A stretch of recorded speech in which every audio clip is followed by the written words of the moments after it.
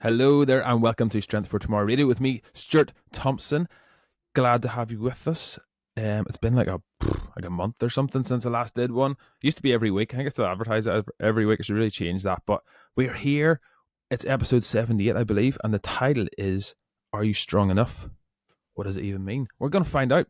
By the way, as I said, I'm Stuart Thompson. I am your host, and we've been running this for like 2.5 years, I think. Maybe 3 years. Is it 3 years? Could be coming up in 3 years in May, I believe. Anyway, I run and coach at Cross Functional Fitness Limited. It is based in Mornpoint and Dromore, County Down. We specialise in strength training, over 50s fitness, and small group training. We help everyone from you, your mother, your grandmother, your grandfather. Let's not leave out the blokes. We train them, help them get stronger, build and maintain independence, prove longevity. Been here since 2017 in January. We're just over 7 years old, which is kind of cool. We are talking about longevity today. We're talking about, are you strong enough, and what that actually means in quantifiable terms. We're gonna try and think about what is enough, basically. So from time to time, I hear clients, potential clients, family, maybe even friends saying, "I don't need to go to the gym. Sure, I'm strong enough." Or they might say, "What's the point in lifting heavy weights? It looks really difficult. Why would I need to ever be able to lift anything that heavy? Like, I work at a desk." Now, both of these seem like really valid and understandable points, especially whenever you've been doing a heavy training session and it kind of feels pretty tough.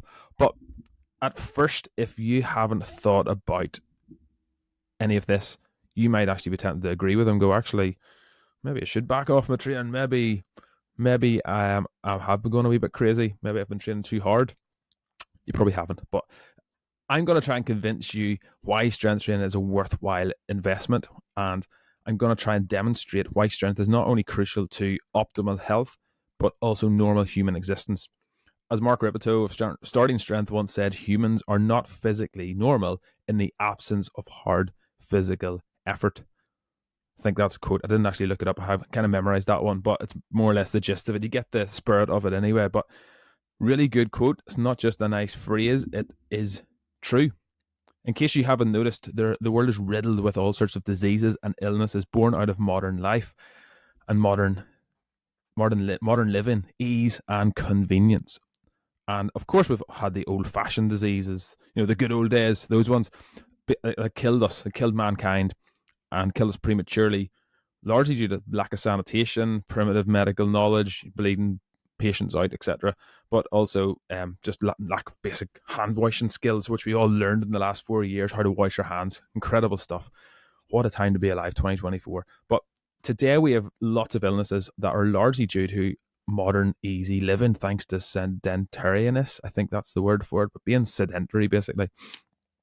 And our diets, which are high in refined carbohydrates, processed sugar, ultra-processed foods, those things are at the crux of it, and our lack of movement, our lack of effort in our day-to-day. So things like type 2 diabetes, various forms of cancer, heart disease, osteoporosis, infertility, obesity, anxiety, depression, the mental illnesses as well.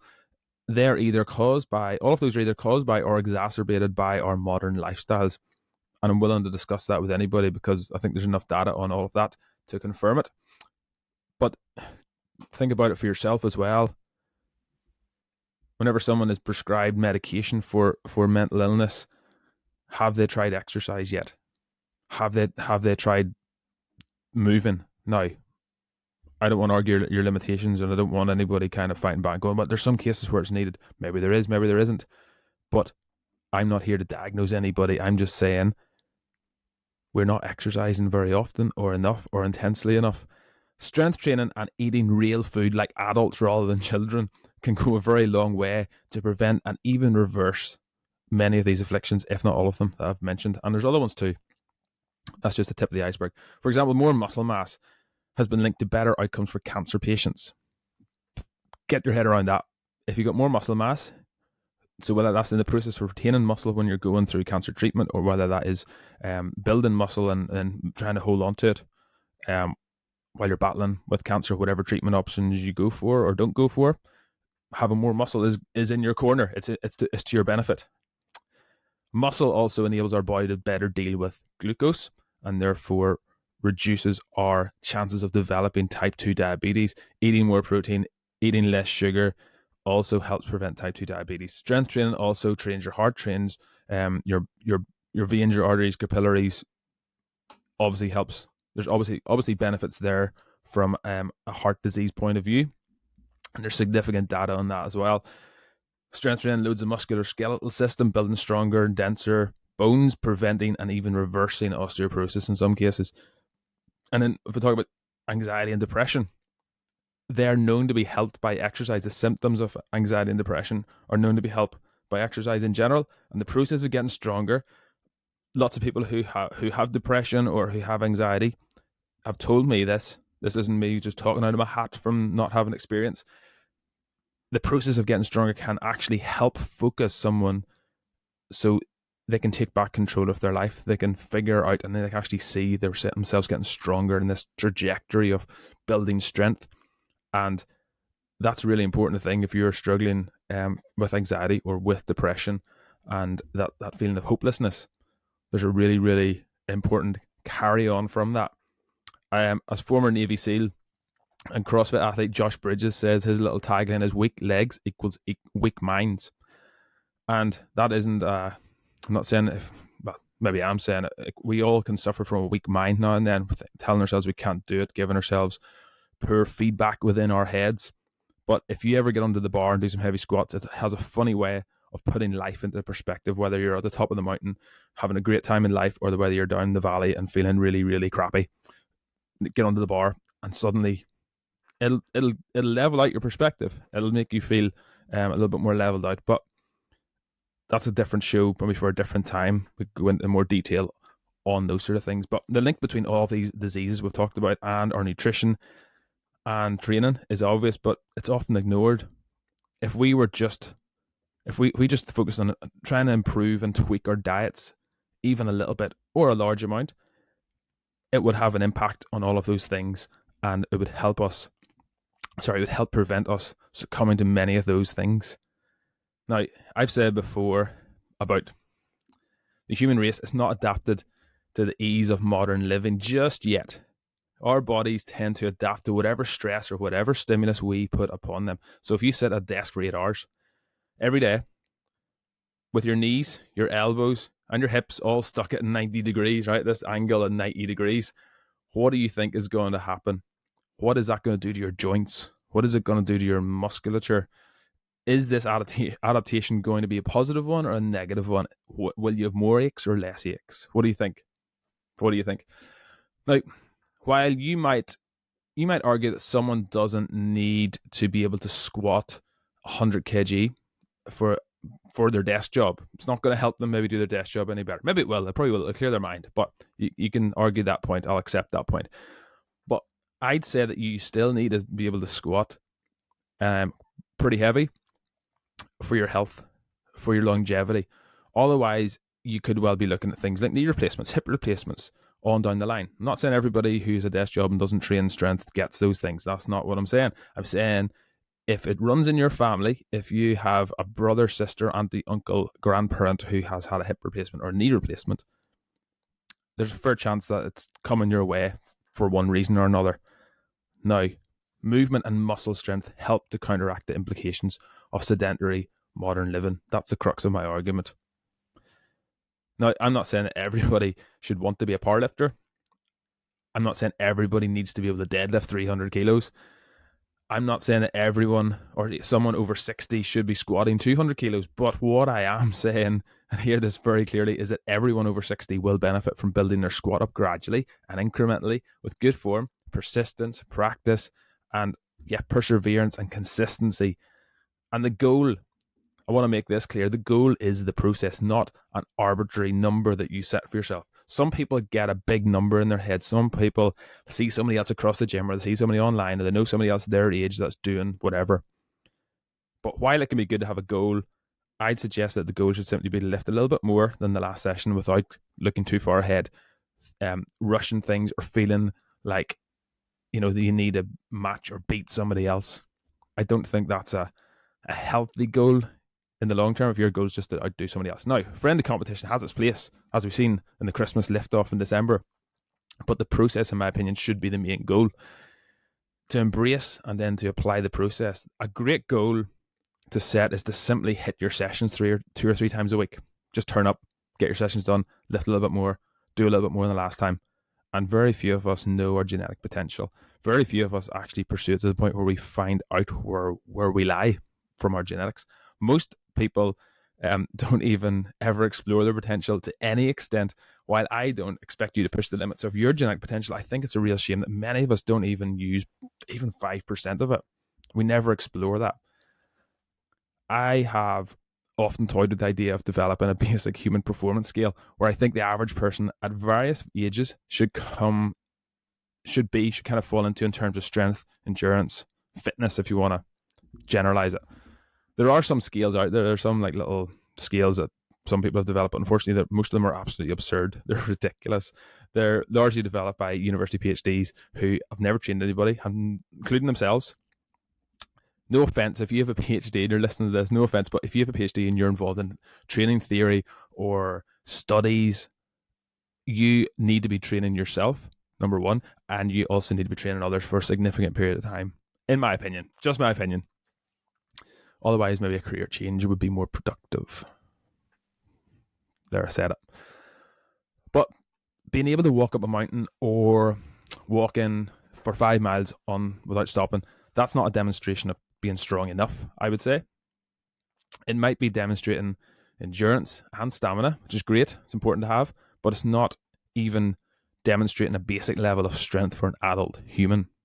Some examples of very basic levels of some examples of very basic levels of adult body weight strength, it's a bit of a tongue twister, would be doing full push-ups, so getting your arms locked out, getting your chest right down to the floor, pull-ups, squatting below parallel, just body weight, lunges, that's like baseline. But in my experience, it's surprising how few people can actually do a few of these in every demographic, men, women, young and old. And what about you? If you're listening to this, can you do any of these? Can you do all of these? Can you tick the box? Can you say, yeah, I can do a few pull-ups, I can do a few push-ups, I can squat below parallel, I can do a few lunges. Hold on, coffee break. Your mental health, lost my notes there. The next question is, if you can do sort of 5 to 10 of any of these things, or all of them, are you going to keep training them? Are you going to keep training them until you're old and until you die? Because, you know the old saying, use it or lose it. It's not just a nice little rhyme that somebody invented because it rhymes. It's true. If you don't train these things consistently, you will lose the ability to do them as you age, which is a kind of sad reality. You lose your independence, you lose your quality of life, it'll be impacted, your mental health and self-esteem will take a hit. There's lots of cascading downward effects from that. And as I said, these are very basic levels of body weight strength. But after a few weeks of persistence, you'll likely be able to do most of these things, apart from maybe pull-ups. They can take a bit longer, to be fair. But you need to keep doing them regularly so you don't lose them if you can do them. That's kind of my point there. But what is strength? Before we go any further, what is strength? What exactly is strength? It's sometimes misinterpreted, as I said above. Walking up a mountain is not a demonstration of strength. It's a demonstration of muscle endurance, perhaps cardiovascular fitness, but not strength. How is it defined? Merriam-Webster actually defines it as the power to resist force. Now, that's pretty succinct, isn't it? Four words, simple as that. Another definition which is appropriate, because a little bit more details, a little bit more niche, is it's the ability to produce force against an external resistance. And this, I kind of like this one because it really sums it up nicely and doesn't allow for much wiggle room. It's a nice definitive definition. So what is strong enough? We've discussed basic body weight strength, but one of the issues with thinking only about strength in terms of body weight strength is our body weight. Funnily enough, someone who weighs 100 kilos is going to have a harder time doing push-ups or pull-ups than someone who weighs 50 kilos, right? Follow my maths, follow my logic there. This is where the barbell comes in. The barbell, in my opinion, is the most effective training tool that mankind has been able to come up with to build systemic strength. Whenever you persistently and incrementally load a barbell over time, you will get stronger. you perform basic human movement patterns, you will get systemically stronger. Sitting down, standing back up, picking something up off the floor, pushing something away from you, pushing something up over your head, pulling something towards you. You don't just get better at doing barbell back squats by doing barbell back squats. You also get stronger glutes, you get stronger hamstrings, quads, calves, core. Whenever you do a deadlift, there's not many muscles left out. Almost every muscle has a role to play whenever you do the deadlift, which is why it's so effective. Bench press, overhead press, they strengthen you systemically as well. It's not just your deltoids, your pecs, your triceps. Your other muscles also play a role in holding you still while you're performing the movement. This is core training. So doing your sit-ups, doing your crunches, doing all those things, you get a nice burning sensation in your abs. But if you're getting stronger and able to load the barbell heavier, in order to be able to stay upright, your body has to get stronger. Your core has to get stronger to stop you folding over. Hopefully that makes sense. And you follow my thinking there. It's pretty obvious, but someone who can squat 200 kilos is a stronger core than someone who can squat 100 kilos. Just for nice, easy round numbers. But getting stronger with the barbell, it translates into so many other areas. That's why someone who can't do a pull-up suddenly starts to do their deadlifts and gets their deadlift trained really strong. Suddenly they can do pull-ups. See it all the time. See it happening. This is why someone who maybe struggled even to pick up their grandkids can not only pick them up if they train their deadlift, but they can actually carry them for a distance because they get systemically stronger. They get conditioned as well. So with that in mind, are you strong enough? Are there things that you would like to be able to do, but you're maybe a bit embarrassed because you know you can't currently do them, so you don't even try? Maybe you even pretend that you don't really want to do that. I didn't want to do that anyway. Don't really want to play with my grandkids. Kind of annoying. I like to think of strength training in terms of investments. So most people, when we think of an investment, we hear the word investment, we think of finance and money, stocks and shares, property, art, ISAs, gold, silver, Bitcoin, all that kind of stuff. But some people are like, the real purists are going, Bitcoin's not an investment, it's a risk, or gold's not an investment. I don't know, who cares? But yeah, people are tearing their hair out now because I know nothing about it, but I know a little bit about it, but not much. But what's even more important than our finances is our health. You won't get to enjoy your money if you're dead. You won't, if you're no longer have the ability or the strength to get out of bed and you're completely incapacitated, you can't enjoy your investments that have paid off and multiplied over so many years. Your health is your wealth, right? That's the saying. Not the wee one that rhymes, but it works. It's true. Strength training sessions, in my opinion, are investments for inevitable rainy days. There's always rainy days come along, right? Strength training, it's a force multiplier. It benefits you in a ton of different ways, from building stronger bones, muscles, joints, tendons, ligaments, better balance, more confidence, better coordination, reduced joint pain, better mobility, all of that, better mindset, better mood, better attitude, all those things, all because you increase your body's ability to produce force against an external resistance. Coffee break. And you might even find that your cardiovascular health improves as well. Whenever you invest in strength training, it improves your heart's ability to pump blood all around your body. It makes your heart stronger. It doesn't necessarily improve endurance very much, if at all, which is obviously important for your heart health, but your heart will adapt in a positive way whenever you invest in strength training. So once you get strong, you start layering other training things on top. Do your walking, do your hiking, do all those sorts of things. But your strength's going to help you do those things better, for longer, for further, with more ease. Simple as that. I'll give you a really personal example. So how strength and building muscle is important. At the start of this year, I got a chest infection. Had to get an antibiotic. Don't like taking antibiotics. Haven't had one since I was about 6. So like 30 odd years ago. Thankfully, I haven't needed one. Sometimes you do need them. Sometimes you have to take them. Hey, that's life. But I had no appetite for like 2 weeks. Force feeding myself a couple of meals a day. Heart rate was like 100 beats per minute all the time during the day. Nighttime, it dropped down to about 80. I was just, my body was just working so hard trying to get rid of whatever it was I had. Couldn't shift the cough, really poor sleep. And I was coughing, but I couldn't bring up phlegm. Kind of disgusting, but here, these are the gory details if you really wanted to know. I know you asked. But what's my point? The point is, I was exhausted just doing the hoovering, which doesn't happen very often. Not the exhaustion, the hoovering. Ask my wife. But I broke out in a sweat. I couldn't train during that time. During those 2 weeks, I lost like 4 kilos. What's that? Like 9 pounds? Something like that. felt really weak. I was visibly thinner. People were actually, they were thinking I was thinner, but they didn't want to tell me because I was training so hard all year. But my body was clearly fighting hard to try and beat whatever foreign entity had entered my body and trying to beat it. But the antibiotic helped me get over it really quick. 3-day one, boom, back to training again. I would have been tempted not to take it and let my body continue to fight it, but I was losing weight so quickly. I didn't like it. I didn't like it at all. Now, I normally sit around 95, 96 kilos pretty comfortably whenever I'm training, eating normally, not overeating.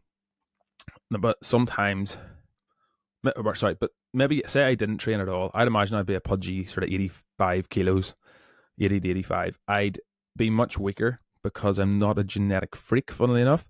I'm not naturally very strong. I'm not an athlete by any means. I'm not very explosive, but I've invested significant amounts of time building my strength up to a reasonable level. I'm not superhuman, never have been by any means. My strength is not anything to be admonished or revered, but I'm significantly stronger than if I didn't train at all because I'm not very athletic, as I said. But if I didn't train, first of all, I think I would be sick more often. I still get sick from time to time, and you will still get sick from time to time if you train. Colds, coughs, all the rest of it. Every winter, you're going to pick up one or two. But it's been shown that those who train have a lot less sick days statistically than those who don't train. And I can testify to that. As a child, I was a pretty sick child. I had sore throat infections, chest infections, getting antibiotics. I got my tonsils out. I got at ME for a year or so. Still probably have it somewhere like lurking in my body. I had the flu 2 to 3 times as a child. Couldn't get out of bed for 2 weeks each time. I felt like death, like proper flu, not man flu. Not like people say, I had a bit of the flu at the weekend. They didn't have the flu at the weekend. If you had the flu, you would still be in bed for 2 weeks. It wasn't the flu, it was a cold, right? You had a cold, you felt a bit down. Right, let's be honest. Let's just be honest about the situation. But in the last 20 years odd, I haven't really been sick enough to not be able to work, thank the Lord, so far. But why am I telling you this? Well, the first session back after I was sick, I felt so weak. I felt like I couldn't even squat my body weight. I felt terrible. I was lifting like 30 to 40% less than I had been. Just thought I need to get a session under the bar here and get it out of the way. I'd lost muscle, I'd lost strength. And guess what? I had built myself up so that I had that level of strength to lose. That's the first thing. Some people can look at the downside and be like, what was the point in training? What's the point in training to get yourself up there if you're back down there again? Well, I had that level of strength to lose. I can safely say that even at my weakest, after I had that and I'd lost all that weight, I was still probably stronger than 95% of people my age. And that's not a flex. That's not me boasting. I'm not anything impressive, as I've said. But the fact is, most people don't train. Most people aren't strong enough to squat their own body weight or do pull-ups. That's just a cold hard fact. So as I'm looking at statistics rather than trying to big myself up. But my capacity had gone down, there's no doubt about it. And I was still but I was still a long way ahead of where I was before I started training. The same is true if you train. The longer you invest in your training, the longer your strength sticks around, barring a debilitating illness that can come along. If you train for 10 years, get your lifts up, and then you go back, then you're never going to go back to being as weak as you were before you started if you take a few months off. That's just statistics. Again, it's just facts. There's anecdotal evidence as well as statistical evidence, I'm sure, to support that. But strength is a persistent adaptation. That's why it takes time to develop, but it sticks with you for a really long time, provided you eat enough, sleep enough, and you are still moving about normally. And guess what? If you succumb to illness and you aren't able to train for any amount of time, when you come back, you will get your strength back. You will get it back a lot faster than you did the first time whenever you were training. So if you could deadlift 200 kilos, again, nice round figure. If you could deadlift 200 kilos and you stop training for a month because you're sick, you might come back and be able to lift 160 still, right? As long as you weren't starving yourself and you were not completely bedbound, you were still able to move about. You could be back up to 200 kilos in about 68 sessions. It's simple as that. If you want it. Now, the other thing is life happens. Life happens, right? In the process of getting stronger, things will get in the way. There's a lot of people ask me when they're training, surely there must come to a point where you can't lift anymore. Like you can't keep taking leaps. And it does come to that point. So you can't lift more every single session. It's maybe every other session. It's maybe every other week.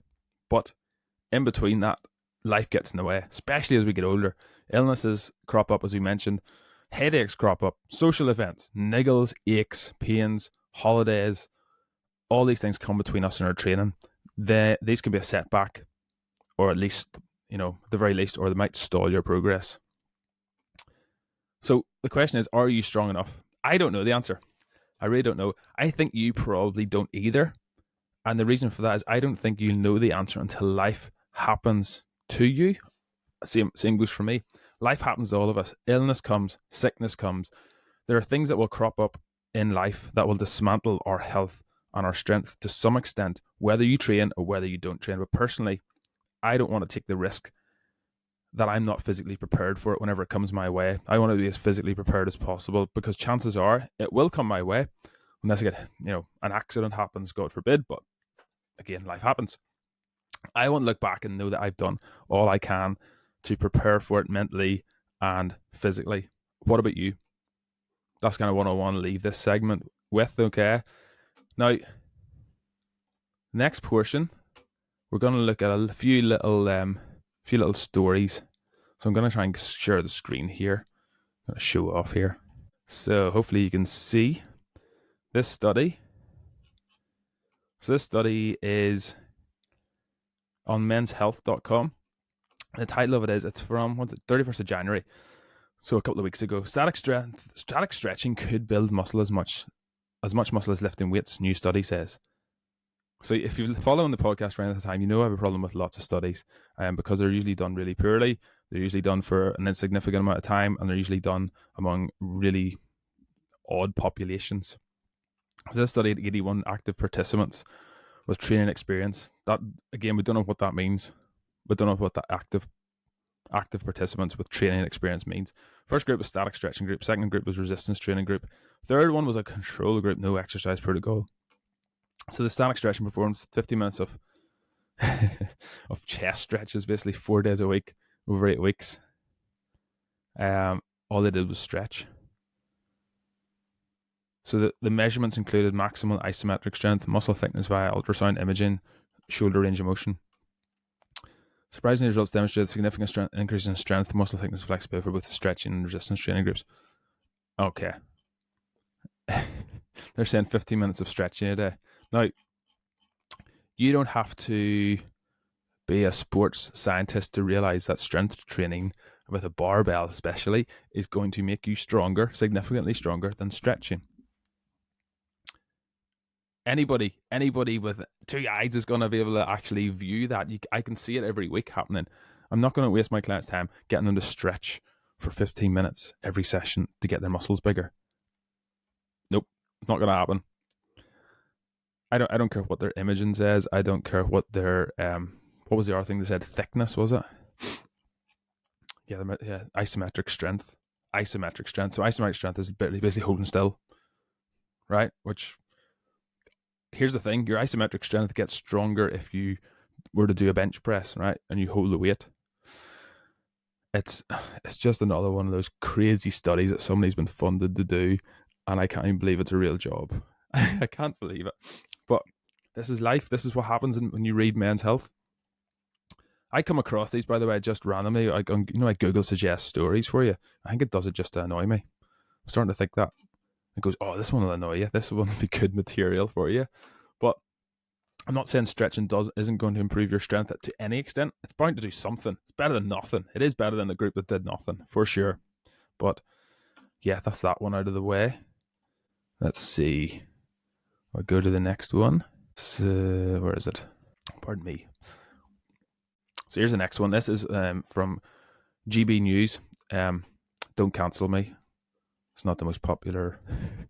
It's not the most popular news outlet. Are any of them any good? That's my question. Are any of them trustworthy? But this one is direct association. 5 lifestyle habits make the brain resilient against dementia. New studies says. So they're reporting on a study. They're not doing a study. They're reporting on the study by Adam Chapman. So this is from the 7th of February. That's from like a week ago. The research is an important step in understanding the levers people can pull to reduce the risk of dementia. So not smoking is one of them, staying active, cutting down alcohol, stimulating the brain, eat well to enhance your brain power. So they're all pretty sensible pretty sensible suggestions in general. It's whenever you went into the murky details that you start to go, oh wait, where are they getting that from? Now let's see. Does it actually tell us? Yeah, it doesn't really tell us. It doesn't tell us how many people are in the study. So that's the first kind of red flag. Whenever a news article or news story tells you about a study and they don't tell you anything about it, so all it is to fight these 5 habits. So this research suggests avoiding unhealthy habit. So smoking, it's obviously silly to smoke. Inhaling any sort of toxic, carcinogenic fumes is not going to be good for any aspect of your body, I would say. Staying active obviously is going to be good. So yeah, I can't really complain too much about that. Cutting down alcohol. So it's all pretty sound advice, even though it is GB News and a lot of people don't like GB News. But stimulating the brain. Yeah, you hear all sorts of things about trying to do puzzles, trying to do new mental challenges to improve your brain health and to help your brain health. So yeah, pretty cool. Don't have much else to add to that. Trying to eat real food and trying to move. Where's the one about? Where's the one about staying active? Vigorous exercise.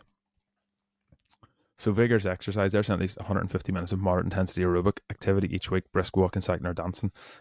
Dancing. Just go out clubbing. Don't drink. Don't smoke. Just dance. And you're golden. Although, again, like every news article, there's no mention of strength training. So let's see. Let's share another page. This one is underrated gym equipment for building strength, building muscle. 3 underrated pieces of gym equipment you should be using to build muscle and take your gains to the next level. This is from Business Insider. What's the first one? The trap bar can help you deadlift safely. So you know my dislike for the trap bar. We have a trap bar in the gym. It's not even mine. I borrowed it / stole it from my brother because he had one. And whenever I wasn't very experienced or I wasn't very good at coaching the deadlift, I would get people to do the trap bar because I thought it was safer as well. In my infinite wisdom as a novice, I thought that the trap bar was safer for most people. I now understand that it's not a deadlift, number one, and it's also not safer. First of all, you can't grip it where you need to grip it according to your anatomy, okay? The width is fixed. So for some people, that's going to be too wide. For some people, it's going to be too narrow. It's also harder to get it balanced because you can easily grip it too far forward or too far back, and then it tilts down, puts more pressure on your shoulders. It's also inherently unstable. So if you're lifting big weight, it's very unstable, which is not a good thing. You don't want a heavy weight unstable whenever you're trying to lift it. The other thing is you can leave out the posterior chain almost totally. So you can squat it. You can sit up really tall and squat the weight instead of deadlifting the weight by getting your back flat, getting your back horizontal. So I would say it's a great option for beginners. Pierce Lodge, you should learn good form of deadlift. The convention first stone, it has also used experienced athletes. You see people, it's kind of worrying to me, and it's also, I've mentioned this before, I think, in the podcast, but you see like really experienced athletes like rugby, football, Gaelic, soccer, American football, all that. You see them using hex bar deadlifts or trap bar deadlifts all the time. And guess what? There's not any less injuries, is there? Now, they're maybe not getting injured in the weight room, but they're getting torn hamstrings, they're getting ACLs ruptured on the playing field. Now, what do the two things have in common? They're not training the posterior chain, they're not training the hamstrings, they're not training the glutes enough because they're not deadlifting. Just a little aside. Again, prepare to be corrected in that, but it's a theory that's gaining weight week by week. Landmine exercise, you can take your gains to the next level. We have a landmine. We do use it sometimes. There's certain populations that I will use a landmine with. One of the issues I have with the landmine is that you can exhaust it very, very quickly. So it's not trainable. I wouldn't say it's a very trainable, on the scale of being trainable, I wouldn't say it's a very trainable tool. Battle ropes build strength and raise your heart rate at once. Battle ropes do not build strength, just to make that clear. Anybody can lift the battle rope more than 5 times, and if you do it more than 5 times, you're not building strength, you're probably building aerobic fitness, you're building muscle endurance. It certainly will send your heart rate up, but it's not a strength exercise. Let's not kid ourselves. So that's that one done. Where are we now? getting through the news rightly here. Standing calf raises. Let's see this one. So again, good old Men's Health, always reliable for a crazy news story. Standing calf raises build more muscle than seated raises, says new study. So it was a 12-week program, 14 untrained adults. The training intensity was set to 70% after one repetition maximum. Here's the problem, right? If they're 14 untrained adults and they're getting to train something like a 1 rep maximum, their 1 rep maximum is going to be more 2 days later, right? So how do you figure out what someone's 1 rep max is if they've never trained before? It's absolutely crazy to use a 1 rep max as a measuring tool for a completely untrained adults. So they're saying that the results found significant muscle volume increases in all three muscles for both legs except for the gastrocnemius muscle of the seated leg press. Seated leg raise. The changes in muscle volume are notably greater for the standing leg compared to the seated leg. Right. Here's the thing. Calves tend to be very much about your genetics. And I know that's not everyone's going to agree with that, but there's people who are incredible athletes, and not incredible athletes because calves, you need to have good calves if you're going to be an explosive athlete. There's people who have great bodies, they're really good shape, they're really strong, and their calves look like they've never been trained in their lives. And you see it all the time. Calves are notoriously difficult to grow and make bigger. You can make them stronger, but they're generally not the thing that holds somebody back from being stronger overall. Calves are just one of those muscle groups that are really hard, and it comes down to your genetics. A bit like six-pack muscles, a bit like abs, visible abs. A lot of it's genetics. That's the luck of the draw. It's kind of blame your parents, blame your grandparents, blame your succession, your genetic succession. So I wouldn't worry too much about doing calf raises. We never do calf raises in here unless we do. When's the last time we did calf raises with somebody? Here's the thing, right? We're coming from a personal training point of view, so we want to maximize our clients' time. We want to give them as much value for money, give them the best sessions possible. If someone's training 6 times a week with me, which they're not because we wouldn't have the space, but if people are training 6 times a week for me, we might have calf raises in there somewhere. But at the moment, or say there's a really advanced person who want to be a bodybuilder or something, again, we're probably not going to work with them because we're not probably not the right person for them, but the right business for them, the right experts for them. But calf raises maybe have their place. Doesn't matter for seated calf raises or standing calf raises. I don't think so. I don't think it's not going to make a noticeable difference on very many people unless you're going to be a bodybuilder. And why would you? So what else have we got? Any more? We have a Telegraph one. When is it going to pop up? No, it's not going to work, is it? No, that's the news for this week. The Telegraph wouldn't load for me. But we're nearly 40 minutes in. Thank you very much for joining me. Hopefully this has been beneficial and useful for you. It's been something I've been thinking about for a while. This idea of being strong enough. What does that mean? Is that different for you than me? Is that should there be a level for all of us that we should all attain? I don't know. I'm not going to answer it for you, so it's maybe not the answer you're hoping for this episode. But I want you to think about some of the things we've discussed. What is strong enough for you? Are you strong enough? Are you prepared to find out whenever something happens like sickness or illness? Until the next show, thank you very much for listening to me. I will see you again. And don't forget to train today so you are stronger tomorrow.